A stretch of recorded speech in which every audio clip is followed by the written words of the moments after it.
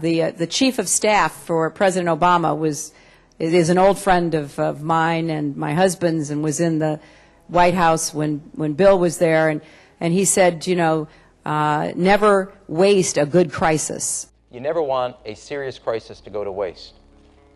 And what I mean by that, it's an opportunity to do things that you think you could not do before. Really, a new world order can be created. It's a great opportunity. It isn't just a crisis. The ultimate solution, the only thing that really lets us go back completely to normal and feel good about sitting in a stadium with lots of other people, is to create a vaccine and not just take care of our country, but take that vaccine out to the global population. The semi-normal phase that you spoke of, that sounded like months and months of that. If a vaccine is still not until 2021, that's many, many months of this new normal. That's right. It's almost certainly over a year. This is going to be transformative. It is going to be transformative on a personal basis, on a social basis, on a systems basis. We're never going to be the same again. We're not going to forget what happened here. The fear that we have, the anxiety that we have, that's not just going to go away. When do we get back to normal? I don't think we get back to normal. I think we get back, or we get to a new normal. Isolation may seem extreme. It's not in the world in which we live in today. And like I said, this is the new normal, and we have to take it seriously. People talk about a new normal, and I think that's a reality. A lot of people are talking about a new normal that's going to happen going forward. So the new normal is not here yet. We talk about what the new normal will look like. As I said, normal it will not be. Industry by industry, we have a new set of rules for how we're going to live in the new normal. The more we know, and the better prepared we are to make the next set of decisions about how we productively, safely get back to what the new normal will look like. These are the protocols that are going to be a part of our new normal. And so we've got to make sure that everyone has access to what they need to keep themselves, their businesses, and their customers safe. These are important and meaningful first steps towards creating a new normal. Now, I want to be honest with you folks. Things won't get back to normal until there's a vaccine and treatment for this disease. And even then, our new normal will not be the same as our old normal. The new normal will be very different from the old normal we had grown used to. We have a bridge to a vaccine that makes sure then we can get back to our life in the new normal as best we can. Even as we move towards a normal, it's going to be a new normal. We're going to be able to get our economy going again and get back to what may be a new normal. Hey, this may be the new normal for a little bit, so let's be innovative, let's think of ways to do it. I've talked before about our ability to test and trace and how critical it is as we move from our stay-at-home order towards a new normal. I think it's going to be critical for every state that wants to get open and back to something like a new normal to put some kind of mechanism like this in place. It is an intimidating exercise. But I say, so what? Who cares that you've never done it? That's really irrelevant. It's what we have to do now. So figure out how to do it. Well, we have to put together a tracing army. Yes, okay, we put together armies before, never a tracing army, but we can put together people, we can organize, we can train, and we can do it. We've launched this initiative in order to launch an army of volunteers to express themselves day in and day out as only Californians can, not only to meet this moment, but to prepare to meet subsequent moments, to organize a volunteer corps in a way that is much more deliberative than we have in the past. And this is going to take a small army to do all this work. It's very labor intensive because we have today about 200 infections a day that we have to be able to trace all the people they met.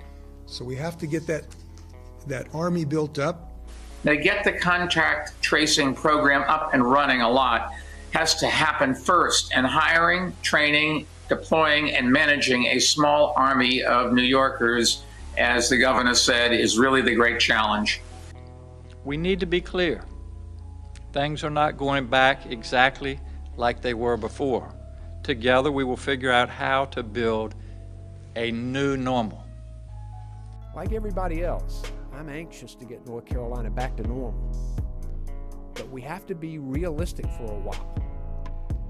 There will be a new normal. There will be a new normal, and we need to aim high. And what we should all ready ourselves for is a new normal, no matter what is open or closed. It's not going back to normal. It's what we're calling here the new normal. There's still going to be a period of time where this new normal is going to have to persist. Remember, this is the new normal for now. A new normal, at times drastically different from the old normal, lies ahead. A new normal. But cannot emphasize enough that we cannot let our guard down at this present time. Until we get a vaccine, which is a while off, this is going to be our new normal. Miami-Dade County is putting together working groups on 2 initiatives to draw plans to be ready for a new normal and eventually to start up our economy again.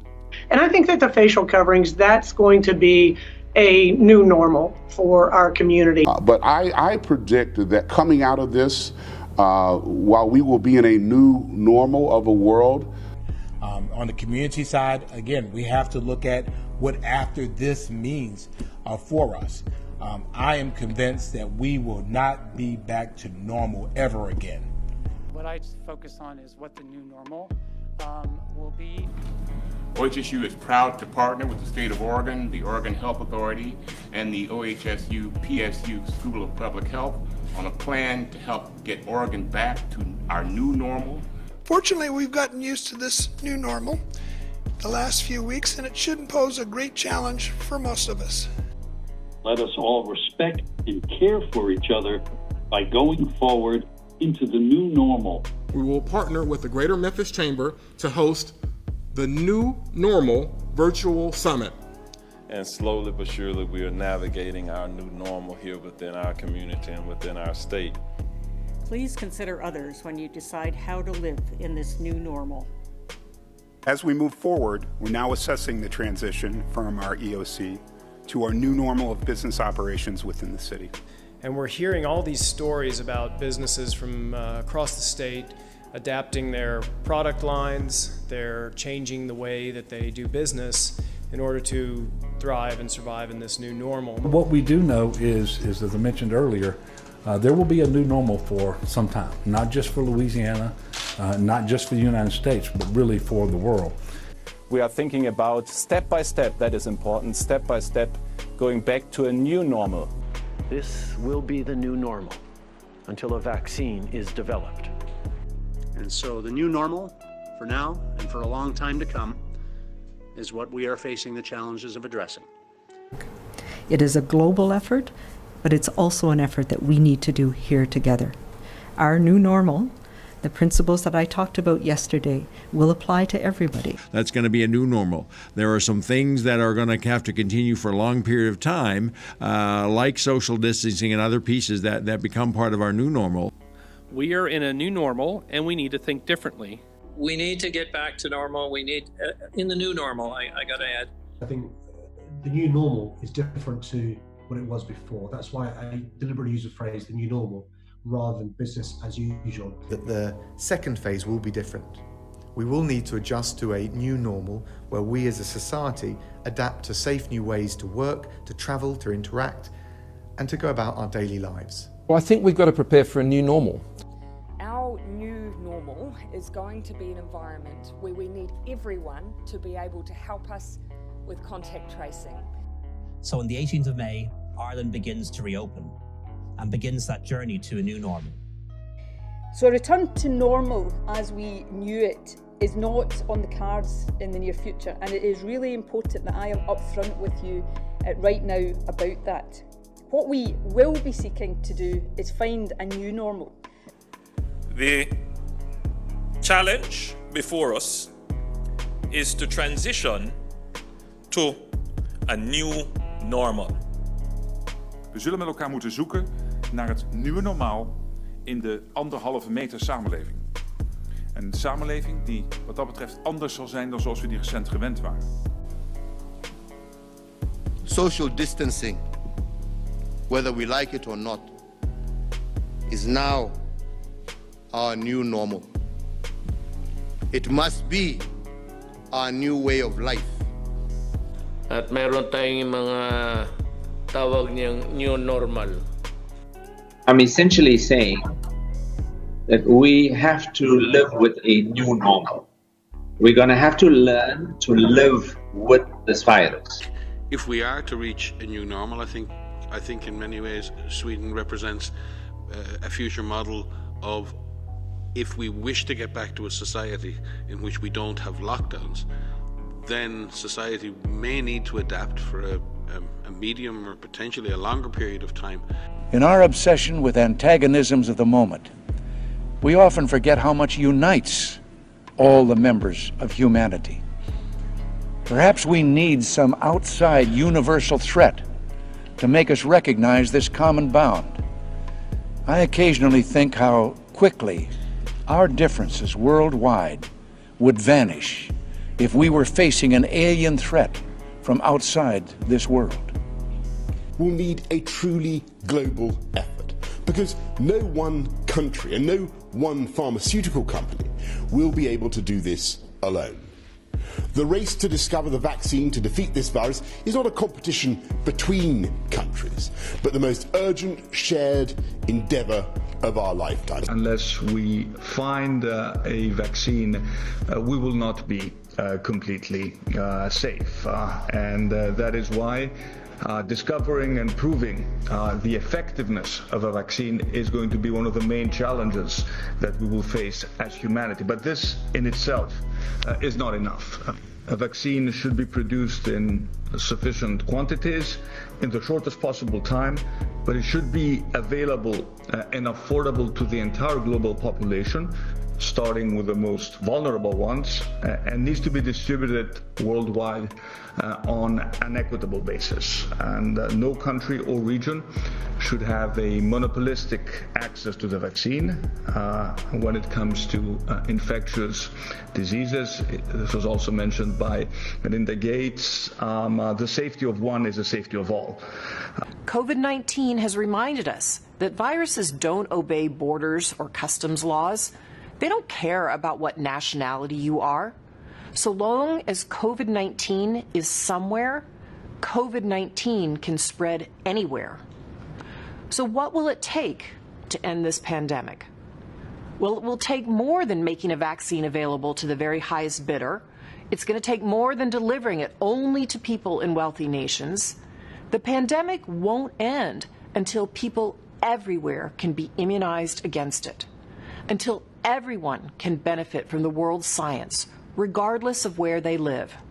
World government is the structure necessary for global justice. You, sir, have been a lifelong advocate of this principle, and it is appropriate, therefore, that we present you with this amethyst geode. First priority of humankind in this difficult era is to establish an effective system of world law that will assure peace with justice among the peoples of all the world. For many years, I did my best to report on the issues of the day with as much fairness as I possibly could, in objective a manner as possible to achieve. Now, however, my circumstances are considerably different. I'm in a position to speak my mind, and by God, I'm going to do it. Through a monumental educational and political effort, a monumental effort, we will achieve a world of peace under a system of law where individual violators of that law are brought to justice. First, we Americans are going to have to yield up some of our sovereignty. That's going to be, to many, a bitter pill. It would take a lot of courage, a lot of faith, a lot of persuasion to them to come along with us on this necessity. Today we must develop federal structures on a global level. To deal with world problems, we need a system of enforceable world law, a democratic federal world government. Their leader, Pat Robertson, has written in a book a few years ago, he wrote, literally, any attempt to achieve world order before that time must be the work of the devil. Well, join me. I'm glad to sit here at the right hand of Satan. Defeating a global pandemic demands a global partnership. The corona epidemic is far from over. At best, we're only at the end of the beginning. And like all countries, Israel is now trying to find the right balance between protecting the health of our citizens by preventing another spike in infections and enabling the reopening of our economy. But ultimately, to ensure both the public health and national prosperity, we must all work together on improving diagnostics, accelerating therapies, and ultimately developing a vaccine. This pandemic knows no borders. Neither should our response. Covid-19 aşısı tüm insanlığın ortak malı olmalıdır. Bu bakımdan üretilecek aşıya küresel erişimin garanti altına alınması. Let us stand together at a distance and bring back a better future. Life will be considered far from normal, and it is very unlikely that we can have a swift economic recovery until we find a vaccine. There isn't a choice where you get to say to people, don't pay attention to this epidemic. Most people, they have older relatives, they're worried about getting sick. The idea of a normal economy is not there as a choice. About 80% of people are going to change their activities.